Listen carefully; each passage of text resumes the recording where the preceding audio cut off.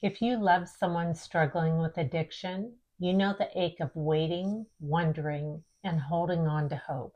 You've seen the glimpses of who they really are and feared losing them to who they're not. As long as they are alive, there's hope. Between relapse and redemption is a raw and honest conversation between a mother and a daughter who've walked the long road through 20 years of addiction, Oxycontin, heroin, fentanyl, and found their way back to life, love, and healing. Whether your loved one is lost in the spiral or fighting their way out, we created this space for you too. To know that you're not alone, to understand more, to believe healing is still possible. As long as they're alive, there is hope. What relapse taught me about real love. 20 years, Two two hearts, hearts, one one story. story. Subscribe for weekly videos that explore the real, messy, and meaningful side of addiction and recovery from both sides. Subscribing and sharing will help others who need to hear these messages. We will offer stories, insights, and conversations that offer hope, understanding, and truth. And reaching more and more people is what we're really after here. So please like this, share it, subscribe. Thank you. Thank you.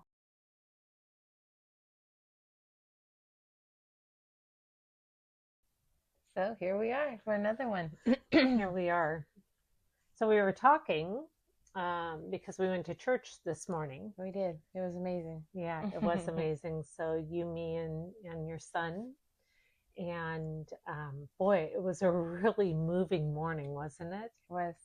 It was. That child, he's full of the God energy, that's for sure. Yeah. And even, I don't know if you noticed, but there was a row of probably teenagers behind us. There And was. they were singing and they just, they were filled with God too. You could just tell. And the people that were singing on stage, Mm-hmm. not in the religious way, but like that individual connected way. I just really felt that. And I just loved it so much. I And did of course, too. being there Yeah. with you and the young one there. Yeah, he kept grabbing my hand and intertwining our hands together. And I loved, what do you say, the seatbelt of love Right. When when he he brought can, both of our hands over him. mm-hmm, Yeah, and that was connect us all together. amazing. That was really special. And he just kept looking at me and putting his head on my shoulder, and it And he felt. was singing at the top of his voice. He was, especially the last song that they were saying from Break the Addiction. He just let his voice go and just looked like right at me, and it was so just moving. And because I'm these days, he's at an age, and with the permission of you, but of course, to be honest with him about things, to an extent, of course, to where Sure. his brain can understand. I'm not gonna be fully, I'm not gonna tell him certain things because it's not the time.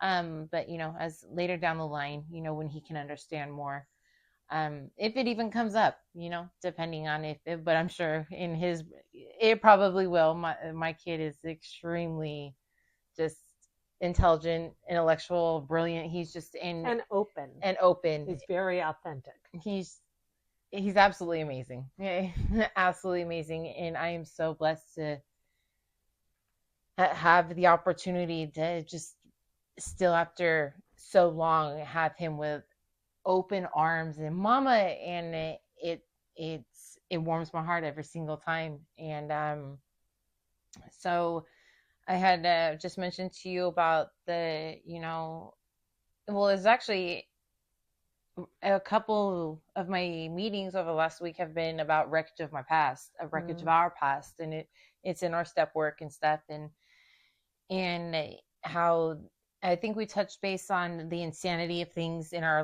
one of our last videos, and just things I would have done, things that I'm doing now, or things that I did in my addiction, I would have never done in my right mind. And the shame and the guilt that I still hold to this day, but I'm trying to work through, because I'm not trying to hold shame and guilt and disappointment in myself and for the things that I have done while in my addiction, because who I was in my addiction isn't who the real pure me is. How do you know which is the right mind? The right mind is who I am right now. The right mind is the one who is abstinent from all drugs and alcohol and How do mind you know altering that? substance, because it's the happy me. It's the one, if you want to sit down and have a conversation, we can sit down and have a conversation. I'm smiling when I'm me. When I'm not me, I'm I have that upside down smile thing. I have, my raspy voice and my eyes are gray or they're pinpointed. I'm wearing sunglasses inside when it's dark. It's the real me is the genuine me, and I feel it, and therefore I know when I feel it, it becomes, I radiate that. It other people feel it as well, and I know my family can feel it. Otherwise, I would not be welcome at my family's house. That's a given. But not only that, but I know my child can feel it, and my brother and my sister, and it just my family. I'm not going to go into detail about my family per se, but just the wreckage of my past. I have caused so much wreckage, and the lying and the cheating and the stealing and the manipulation and the selfishness and every The abandonment. every negative feeling, emotion, physical, attribute or physical, what's the word I'm looking for? Any physical part of my life, physical, mental, emotional, financial thing that I could do that was negative, I did it, whether it be to my family, friends, to myself, to someone I didn't know. It didn't matter. I did it. And I was, like I've said before in another video, I was pure evil. Well, it sounds to me like when you are in the place you're in now, that's where your light shines through. And in the other places, that's where the darkness came through. Yeah, and I know we've touched on that in some of our other videos too. And just, when I was sitting in the county jail, I just literally felt like a demon was coming out of me when I was withdrawing off things. Like it was just like, oh, like the physical pain that I had to go through. And I mean, you saw me withdraw when I was withdrawing off heroin years ago. And, we had said that at the end of one of our last videos, and you saw what I went through. And well, we should probably touch on that while we're here just for a moment. I don't really remember it, no, but I know you do. We went to a hotel room, and I committed to staying there with you while you went through that. And you didn't have anything to help you with that. But for me to watch you, it looked demonic because your body literally flipped side to side to side to, front to back to front to back, and just the sounds that came out of you, and the vomiting. Oh my goodness, which of course your body needs to purge that stuff, right? Mm-hmm. But the vomiting and everything else. And there was a massage therapist that came and really was working to help your body release toxins. But it was a good 5 days of you letting go of whatever it was. And I hadn't seen anything like that in my life. Maybe a movie, but in real life. And there was not a darn thing I could do for you except be there. And then your brother came and took us for a drive for a period, probably on day 3 or something. He got us a really out. Cool car. Took us out for a little bit, but he came, I think, because I had called him. Mm-hmm. And I just said, this is so much to take. I know it was a lot on you. And from my part, it was a lot to watch you go through that and have no clue what was happening. And not really, except for giving you food and some water and rubbing your back. There wasn't anything I could do for you. And so your brother came and he just kind of sat on the bed with us and then said, hey, how about we go for a drive for a little bit? And yeah, that was something. But that wreckage, mm-hmm. that was even the wreckage on your body and your mind at that point, but also how it affected the family too. Mm-hmm. Which is where you really started with today. Or when I had woke up with that one morning and I couldn't walk on my leg. And when I went to the hospital, and they said, if you would have waited any longer, I mean, you could have died, or you could have lost your entire leg, because the abscess I had gotten on my leg was all the way down to my bone. And they had to go in and do an emergency surgery and cut all the way down. I still have a scar on my leg about that big. And you had put me in my mom's put me in hotel rooms for years to try and get my butt cleaned up. But it was close by where my mom is. And I stayed there for a few days, and just the pain that I had to, physically endure to change my bandage. And because I had to pack my wound from the inside out so it would heal correctly. And well, they showed me how to do that. I don't know if you remember that, but I came to the hospital, and your level of screaming, I felt like I was hurting you to do it. I couldn't get beyond myself to stuff that gauze inside your leg. Mm-hmm. So I remember you had to find someone else to do that. But it just all goes. That was really hard on my heart, because I so much wanted to help you heal. Mm-hmm. And I couldn't bring myself to do that. It all just goes to the wreckage of my past. There are just so many things that I have. And today I can take full accountability for everything that I've done. Mm-hmm. And that's, to go back to your question, that's another reason I know that I'm me again. Mm-hmm. You know, I can sit down and have these conversations. And one day when one of my children hopefully wants to rebuild a relationship with me, if that child wants to sit down and ask me whatever, I will be open with wide open arms and answer anything that child that adult now will, anything that may need to or want to be asked to answer in complete honesty with no hesitation, because that's what I live by these days, is complete honesty. And, over the past month or two, I've been really struggling with time management. And that's a part of my past as well, is I would make a commitment and it fell through. I'd make a commitment, not follow through. I'd make a commitment, excuse, justification, excuse, BS, whatever. A long ass story. Mom's like, okay, after the first 3 words, she already knows it's a lie. Mm-hmm. And so, I just, she was like, well, why don't you just put in your, hey Siri, set for this time, this day, in your calendar. So that's what I've been doing. So, that's also a part of my past, is not keeping up to what I say I'm going to follow through with. And today, even with myself, I followed through with my doctor's appointment. I've been following through with my medications. I've been following through with my meetings. I've been following through with my chores at home. I've been following through with my probation. I've been following through with going to the movies with my family last night. I've been following through to going to church with my family this morning. I'm here doing, we're doing our thing right now. And it just, even though I need some help by Siri sometimes to be like, hey, Nicole, this is a reminder but that's okay. If it just takes a little reminder, because I feel like I'm back at being a baby again. Sometimes I need help, little stepping stones. So I'm not necessarily baby mode, a toddler, taking just little steps at a time to get myself back up. You're building the habits you want to keep. Right. What if you always told me it takes 30 days to change a habit, about 6 months to make it a part of your life? Right. Mm-hmm. Right. So, however, even along that 6 months, it just means it's more a part of your life. So you do it more easily and willingly because you've established the habit. Right. But it's like exercise. You don't exercise for 6 months and say, I'm good for the rest of my life. It's just way easier, and it's a part of your routine. And it's something actually then that you feel like it's missing if you're not doing it. Right.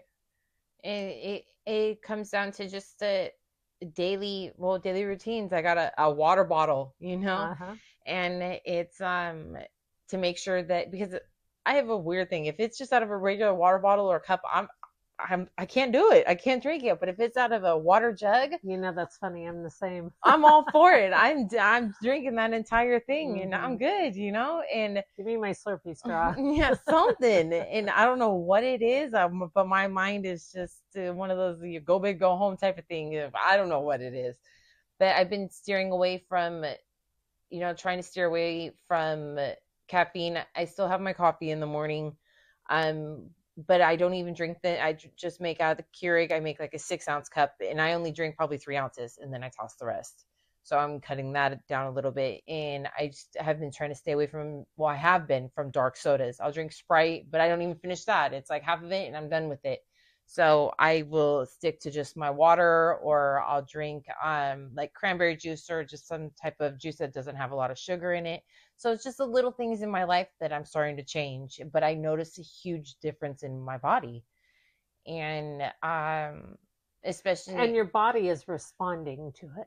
Oh yeah. This morning when you had come in, I had said just that I noticed that there's been changes in your body, and this isn't about focusing on the body and you know, your look and all that. This is about health, and this is how health comes through you, is by changing the composition of your body and even your energy and all the things that come with healthy living.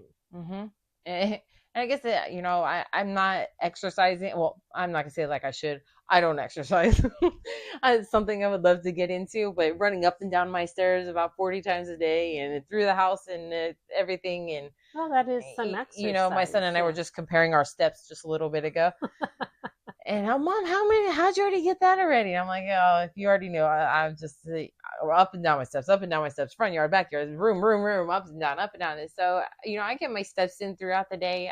But it's definitely a goal of mine to get into the, you know, even if it's not a gym, but just go around, you know, my neighborhood a few times, or because I still do have to be mindful of my blood pressure while I'm just starting the medication I'm on. Well, before we ever had gyms, we actually did manual labor by bending over and picking up things or lifting things up, and that's how people exercised now, because I think, you know, we have so many more opportunities to sit down that we think, oh, I have to go to the gym to exercise. But that is a way that you're taking care of your body too, by moving rather than just sitting down. And what did I say? What did you always used to tell me? Sitting down on the couch, being lazy, eating bonbons, like.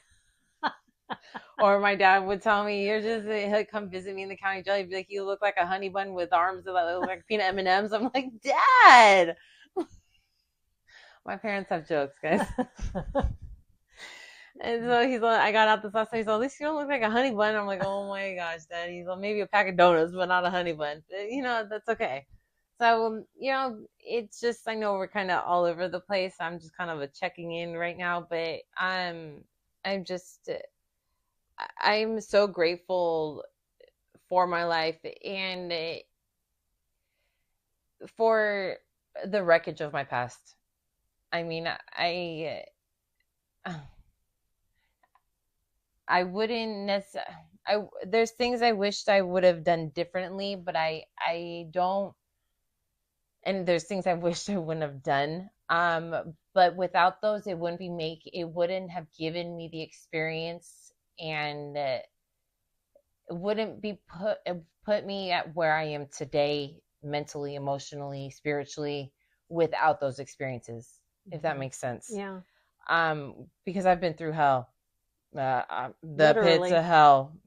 I can't even tell you how many times. I've been through physical abuse. I've been multiple times serious physical abuse, domestic violence. I've been through sexual abuse, emotional abuse, like crazy narcissistic, manipulative with that type of person. And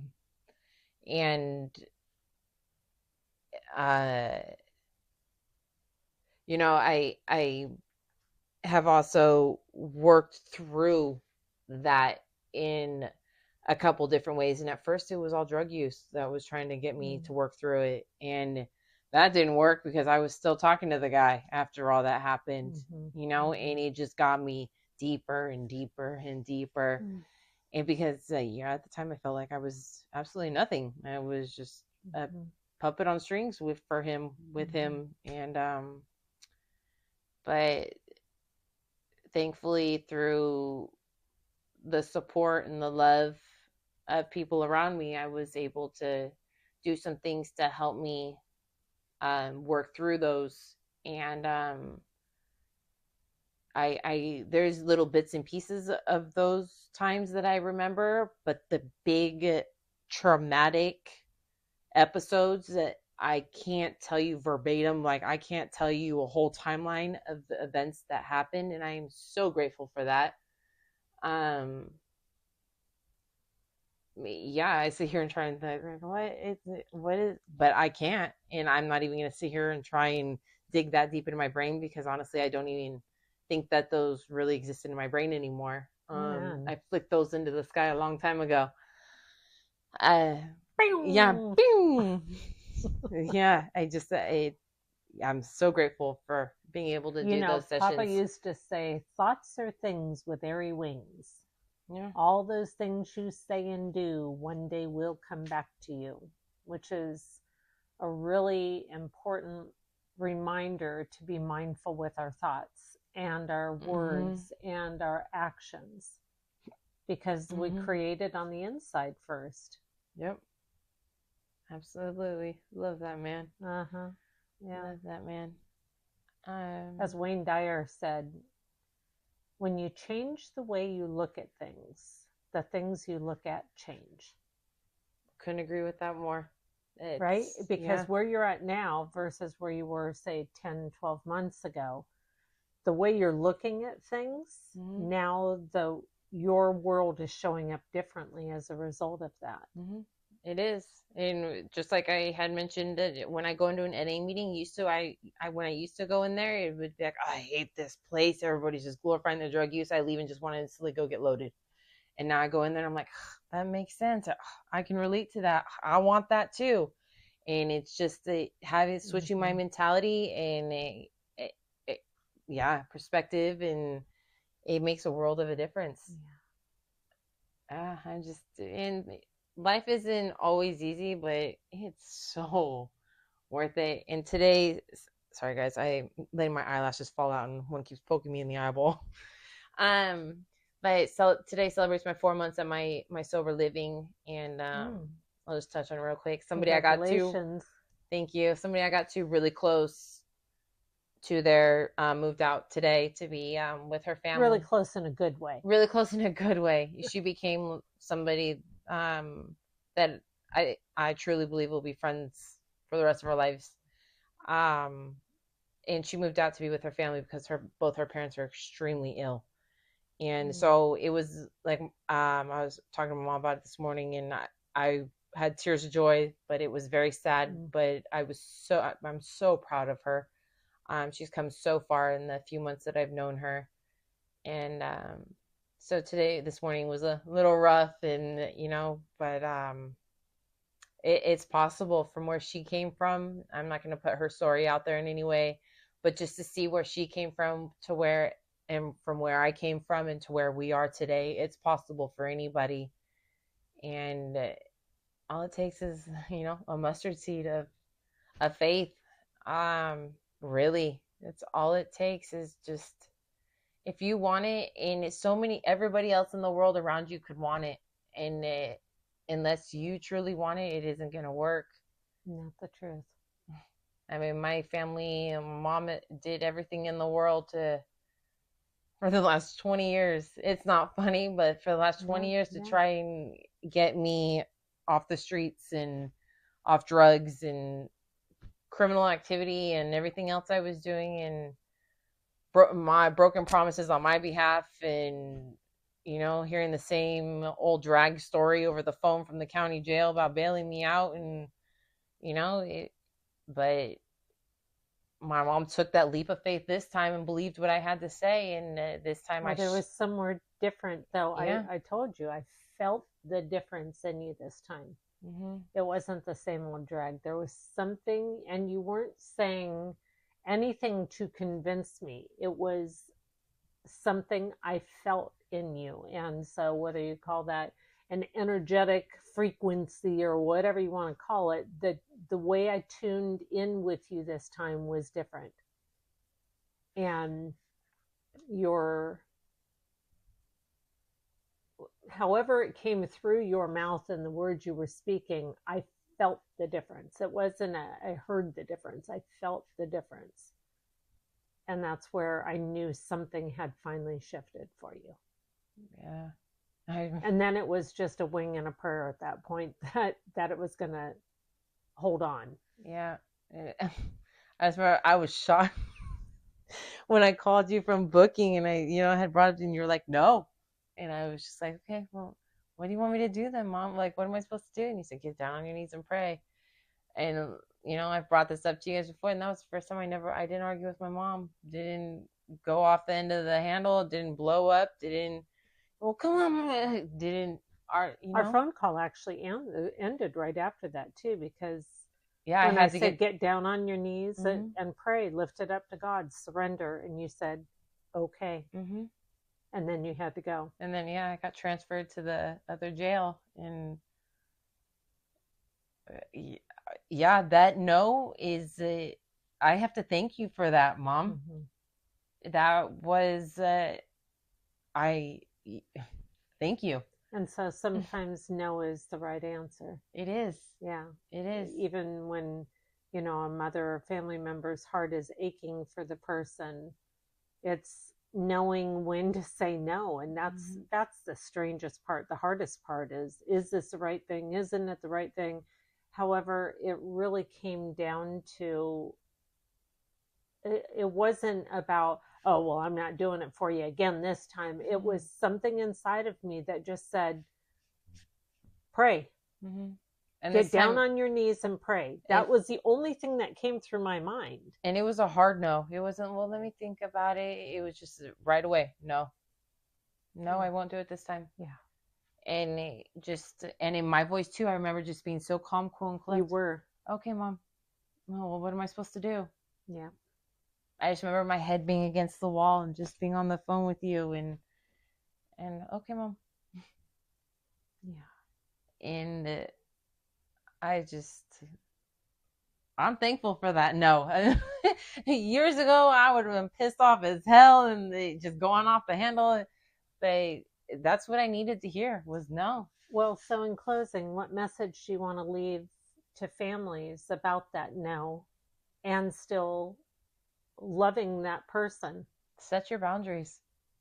I mean, even as us addicts, I mean, we may set boundaries, but we set boundaries in such negative ways. And me I don't even like to say addicts, but I'm a recovering addict. But struggling with an addiction, I am learning how to set boundaries, but it is very important to show compassion to those that may be suffering with an addiction or those fresh in recovery or those even having years in recovery, because you never know what an underlying issue may be. Just to try and just help understand maybe what they're going through or help them figure out why their addiction became what it is or what it was. You can't do it for them, though. You can't do it for them. It's to have the compassion and also to have that strength to say no. Yeah, absolutely. To say, you're going to have to walk yourself out of this, and I'm here. Because otherwise, at the end of the day, you're enabling them. And become a rescuer. Yeah. And my parents definitely know all about that, Yeah. And but at the same time, now looking at it is from my point of view is you don't want to see your child out there starving and hungry and cold. And so being where I was, I knew everything that I had to say to be able to get my parents to, when we're in our addiction, we use and abuse, and but parents, family members, spouses, siblings, whomever, it's important to set boundaries. Absolutely. Mm-hmm. Because at the end of the day, you're feeling depleted as much as that addict or alcoholic or whomever is feeling depleted. Right. The boundaries for the self. Absolutely. It's not for that other person. And there were many times I knew you would find what you needed out there because you had for so long. And other times I wanted to help you get food. Other times I told you there's, that church is offering dinner tonight. Go mm-hmm. there. And those are really hard calls. But again, it's trusting yourself to still love you and say no. or love them from a distance or whatever. But yeah, it doesn't mean you have to cut them off and say, but no, you're never getting anything from me. Not no, that anger place or that resentment place. That's to be worked out later. yeah, It's that place of love, because that's what it is when you say no to someone who is not only poisoning themselves, but trying to drag you into that poison or put that poison upon you. That's where the boundary has to come down. And coming from from me being a recovering addict, a person in recovery, I know what it's like to be out there with nothing, having to be stealing from stores to eat and to have clothes on my back and nowhere to sleep at night. And I didn't want to be forced into doing anything, and my heart goes out to you. I know it's a rough world out there. And I just knew, I'm not, in these videos, I don't want, just on a personal level, I don't want anybody to think that I'm not forgetting where I struggled with, what I struggled with, or where I came from for a long time, because my point in talking to you guys is to let you guys know that recovery is possible, and that as long as you want, or if, what am I trying to say?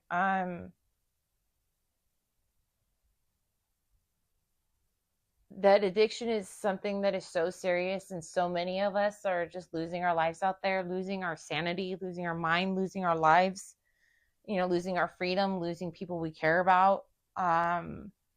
And it's just turning into such a dark world out there. And it's so sad that addiction has taken over the way it has. And I hope that in something that I say throughout the video makes somebody be like, oh, well, maybe it's possible for me too. Because it is. It's absolutely possible. Because like I've said before, I thought I was for sure I was going to be dead by the time I was 39. And I'm 39 years old, and I'm completely restarting my life. And even if you don't have a family that is there with open arms for you, you have a family somewhere. And I really thought about that this morning when you said that you were having, that bittersweet morning with your friend moving out, which is good, and how much of a bond you had and how much you'd miss her. And so that bittersweetness of that. And then when you said, I want to go to a couple meetings today, and I thought, you always have a place to turn to. Always. Even if your family isn't around for whatever reason, you always have a place to turn to through NA. And then my other thought, and then I'm ready to finish up for today, but my other thought was, wouldn't it be wonderful if we didn't have to have an addiction or alcoholism or an eating disorder to know that I can go to a group right now and be with people because I need to on a Sunday in the middle of the day. Yep. That I can do that. And I don't know, maybe that's something for the future that evolves. I certainly hope so. Because you have that. Yep. And so that's available to every person who's out there lost in some form of addiction. There's gambling, addiction places to go to. There's so many places. Yeah. I just hope that there's one for people who are just kind of struggling in their own mind and don't have an addiction per se. But anyhow. But my heart definitely goes out to all those that are still out there suffering. It really does. Yeah, mine too. It's a rough road.